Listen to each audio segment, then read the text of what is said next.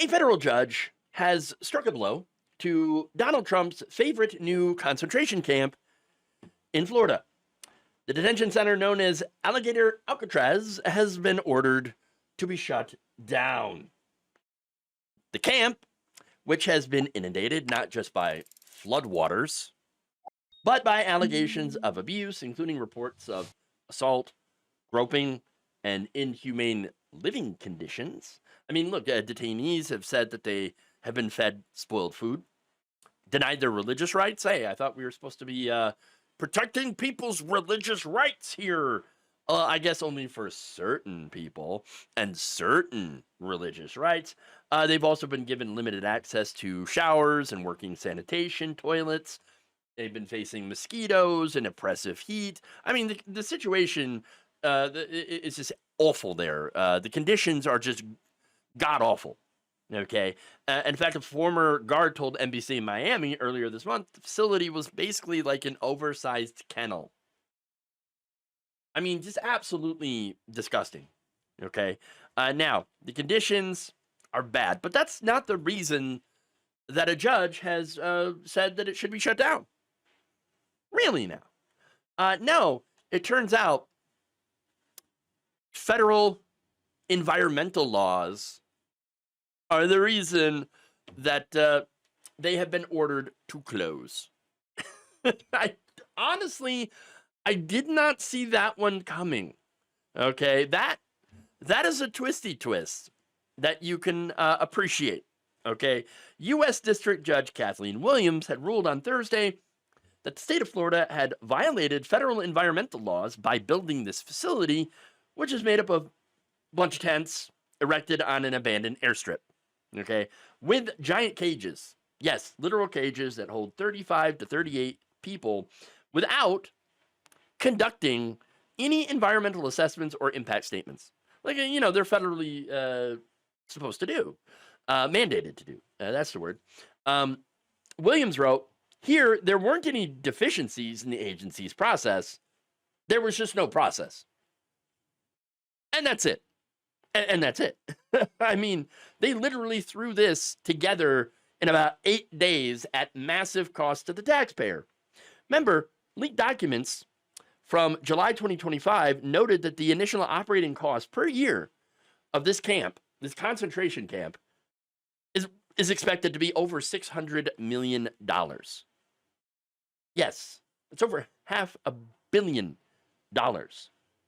to run this concentration camp filled with tents. I mean, seriously, Florida actually spent about $450 million up front on building this. Are they going to get their money back? Probably not. I mean, have you seen our federal government? But here's the thing. Instead of feeding people, housing veterans, I thought you guys were supposed to care about that, or doing any sort of positive thing to help society. They instead spend the money like crazy to build a concentration camp in the middle of a swamp. This is who they are. They are not fiscally conservative. They would just rather spend money hurting people. I mean, that's the reality. Okay. Now, look, you got to give a lot of credit to the environmental groups and the local tribe that sued the federal government. Okay. So now, this is Friends of the Everglades and the Center for Biological Diversity that launched a lawsuit. They argued that the project could undermine the billions of dollars in Everglades restoration efforts that the government had been, doing. Now, the facility is federally funded and therefore subject to the National Environmental Policy Act, which requires environmental studies to be conducted before any major federal action or construction project. Well, this would apply. This would be a federal construction project. Yes, it is a concentration camp funded by the federal government. Now, the judge ruled that the wastewater, floodlights, and the fencing at the camp threatened the sensitive ecosystem that surrounds it, and as well as blocking indigenous tribes' access to the paths where they have traditionally collected their ceremonial and medicinal plants. Williams found the camp, located in the Big Cypress National Preserve, an area the Florida legislature has designated as a conservation zone, does in fact pose myriad risks to the sensitive surroundings. Again, the runoff and wastewater discharge, the floodlighting, all that stuff. Not only that, but members of the Miccosukee tribe testified that they had lost their access to the trails that they had used for hunting and the harvesting of those medicinal and ceremonial plants. The ruling now requires the state to begin dismantling parts of this facility, including the temporary fencing, lighting fixtures, and the generators within the next 60 days. So, I mean, without the fencing, without any of that stuff, you can't really have a camp, can't really hold people, which is good. That's a good thing. Look, I love this ruling because it is exactly the kind of ruling that the right wing goes absolutely insane over. I mean, we're talking about white hot apoplectic rage. I mean, hamburgers, they're going to go flying if they haven't already, especially in the Oval Office. All right. Now, Williams had also previously ruled that workers had to halt construction on the site while this lawsuit played out. And it's not the only lawsuit that hit this, by the way. There was another lawsuit filed on July 16th by civil rights lawyers who were seeking a temporary restraining order against the building of the detention center because of all their abuses, human rights abuses, right? For example, holding people without due process, okay, without charges, denying access to attorneys, legal representation, canceling the immigration bond hearings. Again, all of these are violations of people's due process, which, yes, every person on American soil, whether or not you're a citizen, and how do you find out if somebody's a citizen or not anyway? Through due process. We all have due process. And if we don't have due process, if only a certain group has due process, then no one has due process. If they can take it away from an immigrant, they can take it away from you.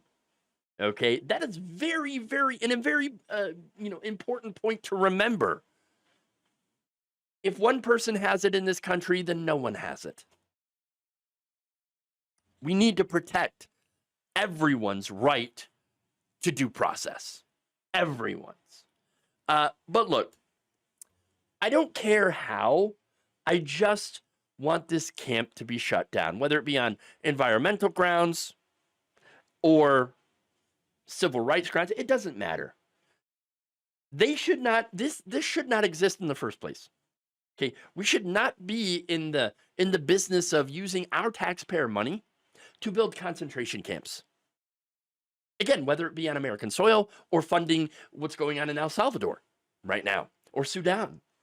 We should not be in the business of building concentration camps. That's not what I want my taxpayer money to go to.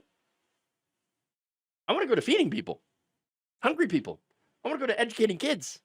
You know, I want it to go to childcare and workers' rights. That's what I want. That's what I want my money to go to. Not this. Not this. All right. So, look, I'm definitely in favor of using whatever legal means, weapons we can to push back against what is a fascist government. Okay. And if and when they decide to try to take away our legal means, our legal weapons, well, I mean, be careful because, if you take away the legal weapons, it only leaves the other kind. Thank you for watching. If you enjoyed this video, please like, share, subscribe, hit the bell icon in order to get notified whenever a new video is released. And if you want to support independent, progressive media through this difficult time where it seems like everybody is shutting down, you can become a member on our YouTube page, you can become a subscriber on Facebook, or you can go to my Patreon. It's patreon.com/Jeff Waldorf. Thank you.